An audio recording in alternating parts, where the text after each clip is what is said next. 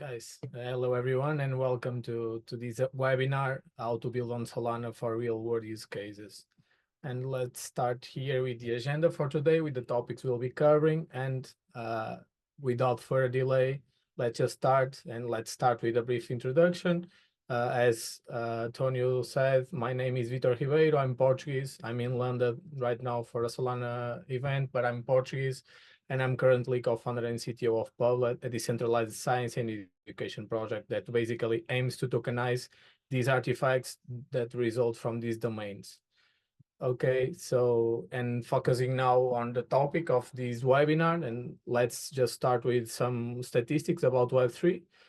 On the left, we have the stat that 54% of US citizens have never heard the term Web3.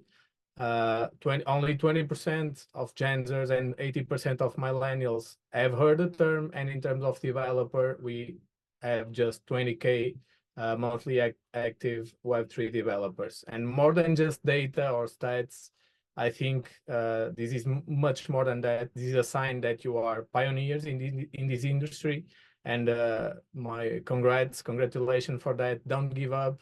I know it's going to be hard, but I'm sure it will pay off. Anyway, we should be of course, we should be personally proud of this data, but we shouldn't be happy because it means that we still need to work harder to get Web3 to reach people, to reach more people, to reach the masses, let's say. And one problem that I think that has hindered this adoption is the complexity of Web3, which causes too much friction and puts off the masses and the normal user, let's say that way. Both because the complexity and because sometimes there is a risk of losing money when using Web3. And of course, you can't expect a so-called normal user to know all these concepts: wallets, private keys, smart contracts, fees, public keys, non-fungible tokens, fungible tokens, gas, mainnet, devnet. Boom. Basically, for a normal user, it is too much. I don't think you think anyone in the world would understand all these concepts. And I think it's not a question of inferiorizing people, but we know that there are still people who don't know how to log in using their email or using their username or cell phone. And the ones that already are familiar with it have taken far too long to learn it. And now, imagine now being told that they need to change and they need to know a different and completely different and even more complex method. Come on, guys. We are moving towards an era where everything is simplified and easy to use. You know, all the short format on social media and all these concerns about the user experience and user friendly and all this kind of stuff. So I'm not a guru. I'm not going to teach you how to reach 1 million users or how to reach $1 million. But I believe that basically, if you want to take advantage of Web3 to build for real world use cases, mainly, we have to adapt to our audience. And we need to improve that experience by making it much more easier to use. Web3 will only be a success, will only be a thing if people using it without realizing they are using it, and without, most important than that, is without having to pay for it. Because basically, when you are using your everyday apps, Instagram, wherever, you have no idea what is the kind of technology is behind them, and that is actually what we need in Web3 apps. We need to provide like a Web2 experience. And today we are going to learn basically how to leverage Web3 technology, mainly on Solana blockchain, by abstracting all these complexities of Web3. And this approach not only enhances the user experience, but also significantly improves the developer experience, which is equally crucial for the technology. Web3 needs more developers, need more dApps, more decentralized applications, and also more users. And what I will introduce to you is various tools, SDKs, APIs, basically designed to simplify the development process, making it easier for users and for developers. And the tools I'm about to share allow any developer, not just those specializing in Web3, to basically implement Web3 solutions on Solana. And basically, you don't need to be an expert in Web3. You don't need to master smart contracts or Rust in case of Solana to basically get started. And so let's cannot move to the next one.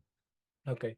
So let's start with the wallets, which are always a headache for new users and also for developers, precisely because they have to deal with a lot of new concepts, as I mentioned earlier, the private keys, the seed phrases, public keys, all this kind of stuff. And so what I have to present to you in this regard are tools that allow you to simulate or to abstract the wallet concept for the user and for devs without them having to adapt to these complexities. Wallet as a service, account abstraction, programmable wallets are all concepts that basically, in a nutshell, allow crypto wallets to be easily integrated into dApps. It improves the user and developer experience by simplifying the creation, the management, and the maintenance of wallets. And in most cases, it allows you to basically log in into the apps with your favorite social login, like Gmail or Twitter, or with biometrics on your biometrics or pins in your mobile phone. And yeah, basically it's very easy to leverage and implement, and it is based on SDKs or APIs, a concept that is more than familiar to devs. So, and as an example, we have these tools. We have the programmable wallet from Circle, which is the issuer of stablecoin USDC. We have also Web3 Auth, which allows you to, as I told you, to log in with social or with custom logins. You have Bioeconomy, which has a lot of plug and play SDKs and a lot of tools in this regard. And finally, you have Magic Link, a completely passwordless wallet method. Here we have some examples. As for Circle, for example, we can see not only that it is a familiar UX interface with login using Google account or even Apple, but from a developer's point of view, it's just calling a normal API, nothing so big. The second one is Magic Link, is as simple as entering your email address, you will receive a code, and voila, you are logged into a app. The third one is Web3 Auth, as I said, allows you to leverage your Gmail account, Twitter account, Discord, GitHub, email, just like, and you can put also your email just like Magic Link. And finally, Bioeconomy, although not the most suitable for Solana, also provides good abstraction feature. Now, related to concepts related with tokens and with transaction and with all the kind of payments in general, we have also this concept of gasless or gas abstracted transaction. We have a lot of payment frameworks, and we have this recently announced technology, which is Solana Blink and Actions. And here, for example, I can talk about Shift, I can talk about the Blinks and Solana Pay, and also MoonPay. We will see some examples in the next few slides. So here we have an example of the functionality of Solana Pay, which is very easy to use and easy to integrate. This is a payment framework that is, for example, already leveraged and integrated into Shopify to basically allow users to pay in Solana or in USDC. And basically, as you can see, it is as simple as entering the payment amount and making the payment based on a quick scan of a QR code. Very easy to use. Here we have the latest technology, the Solana Blinks and Actions, and basically these are standardized APIs that facilitate previewing, signing, sending transactions, all these kind of actions on chain. And they enable seamless integration into various contexts, like you can create QR codes, you can create buttons, widgets, different components on websites, and integrate Solana actions on that. As you can see, it is so simple to use that it can be easily integrated into Twitter, for example, allowing purchase and sales to be made in a single tweet. I don't know if, yeah, we'll play it again. As you can see, you write your tweet and you can ask for donations in USDC or in Solana. Now, here we have a simple diagram of how gasless or gas abstracted transaction work, leveraging a real layer, in this case from Shift, but it could be other providers, or it could be even done from the scratch. And basically, the user interacts with a normal application front end, and basically where they perform actions that result, these will result in transactions on the blockchain. But instead of having to accept them via pop-ups in their wallets, it is a real layer on the back end that receives the transaction, signs them, pays them, and then sends them to the blockchain. So the user doesn't even notice the interaction with the blockchain. Of course, it is gasless, but the real layer needs to pay this fee. But for the user, is a normal click as on Web2 solutions. And once again, this is simple to implement and is API based, so there is no need to master the concept of Web3 wallets and smart contracts, as I told you. Okay, now for NFTs and or for compressed NFTs, which is a disruptive technology in Solana to basically reduce the mint cost of NFTs. There are also some very good tools, either to create with a simple UI or to easily integrate NFTs into an app, again, based on APIs. So here we have the Underdog protocol as a very good minting API, or you can even use Metaplex native libraries such as Bubblegum, Candy Machine, or the new one, Core, the new NFT store standard. And for example, here you have the Underdog platform. On the left side, you can see that interface that allows you to mint an NFT in a very intuitive way. And you can choose between leveraging the Bubblegum standard or the Core standard, the new one. And on the right hand, on the right side, we have the documentation for their APIs, which is very clear, easy to use, easy to understand, with the possibility of testing these APIs in platform. For creating an NFT, for creating collections, for listing all the NFTs of a collection, search for an NFT, and much more. And I think now the last important use case, and it's a little bit more complex and requires you to understand how decentralized storage works, or how decentralized networks works. But I think there are also good tools that also help to abstract this process. And as a solution to the abstraction, we have Iris, previously Bundler. They have a rebranding, but now is Iris, which is very useful for uploading files to Arweave blockchain, which is widely used in Solana. But in this case, you will upload to Arweave and pay the upload fees in Sol. And it's important to realize here that if you want to build a Solana-based dApp using Arweave, which is another blockchain, without Iris, it would be necessary to leverage two wallets, one to pay Solana fees and another wallet to pay for Arweave transactions. And basically, in other words, using Iris, you just need to is an excellent friend. You just need to have one wallet and you can pay all the fees, all the things in Solana. And then we have also NFT storage, which is another solution, but in this case works with IPFS, not with Arweave, and is more from a point of view of being like a kind of alternative to Google Drive, for example, not to upload files as you can do in Iris. And IPFS is not used as much in Solana as well. So here, as you can see, that is on the left side, this is an Iris test component. But the important thing here is the SDK itself, not this component. But you can basically see that you can upload and pay for the upload with Solana via your Phantom wallet in this case. And as I told you, in NFT storage, you can see it is more folder-oriented style, like G Drive or something like that, with several files and their ID on chain. And now, for an additional tip for the RD and for those who really want to build in Solana, if you are familiar with Next or with React.js, you can run this command. You can run npx create Solana dApp command.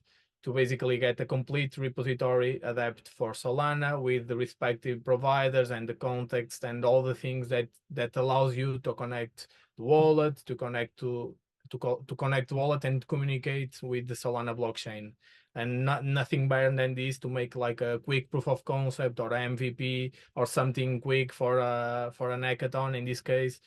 This is a really good tool. It is as easy as to call to use this command npx create Solana app, and you will have all the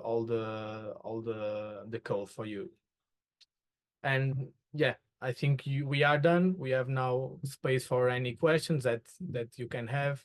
I'm going to create some kind of repository or workspace where I will make all this content available with links, with all the documentation to help you using these tools. But yeah, time for questions. I think we have one. So I can build on Solana without any coding skill? If yes, how? I would not say without any coding skill. You need to have coding skill, but you don't need to master Solana concept. You don't need to master Rust, which is a language for writing smart contracts or programmed in Solana. But if you are a developer, you can easily just call APIs, call these SDKs, and everything is abstracted. You don't need to master the concept, as I said. So what are some challenges or disadvantages you faced when building on Solana? I've been thinking to use that. Okay, I think I have no challenge or disadvantages building on Solana, but I think it's a trade-off that you need to do. You know, the scalability trilemma, where you have like scalability, security, and decentralization. And some people think that Solana is less decentralized, but is more scalable or less secure. You need to do like your trade-off and choose the chain you want to use for building, taking account these terms. If you want something more decentralized, maybe you can use Ethereum. If you want something to scale more, you should use Solana. But I don't think you have challenges or disadvantage building on Solana. Is a matter of choosing your path, basically. So can you share real world success project on Solana? You have a lot of real world projects on Solana, but one problem that we have in Web3 in general is that people typically just build projects for crypto or for payments or for DeFi, you know. Most of the projects are like on Ethereum, for example, are layer 2, are bridges, are things like that only work for Web3, not for the real world, let's say. But yeah, you have a lot of good projects on Solana. I can share some of them at the end. And you have published my project. We got a question from Bitmax on YouTube. He's asking, do you find Solana efficient to build on? And what do you think about the outages? I've heard that Fired Answer will change everything, but should I migrate my project over or not? Okay, I'm not here for the battle of chains or for the war of chains. I'm just providing APIs and tools for people getting started on Web3. I think it's very easy to use Solana comparing to other chains that I have experience using. It's very easy to use Solana. The developer experience is so good. You can try it by yourself, but it is so good. But yeah, I don't want to say that it's the best chain or something like that. I'm just trying to provide tools and things for developers, you know. Another question we got on Discord is, can we build on publets, or how can we integrate with publets what we're currently planning on doing on the hackathon? Okay, you cannot like integrate or do something for Public in terms of code. What you can do is if you build a project, if you build something with with artifacts, with I don't know, a presentation, a demo, code, something like that, you can publish on our platform because our platform is like a, let's call it a repository of knowledge where you can put research projects, academic projects, all these kind of things. But it's not like an open source where you can contribute, you know. It's like you can publish your work, not like integrate or do something for public. Cool, cheers. I think we can close the floor for questions. Thank you so much, Victor, for your time and your presentation. I see a question on the chat. If you're looking for teammates, please make sure you join the Discord. It's on the official channels. I can also drop the link here. Um, Give me 1 second, guys.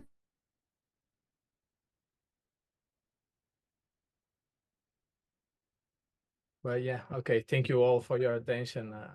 If you have any additional questions, I'm more than willing to help you.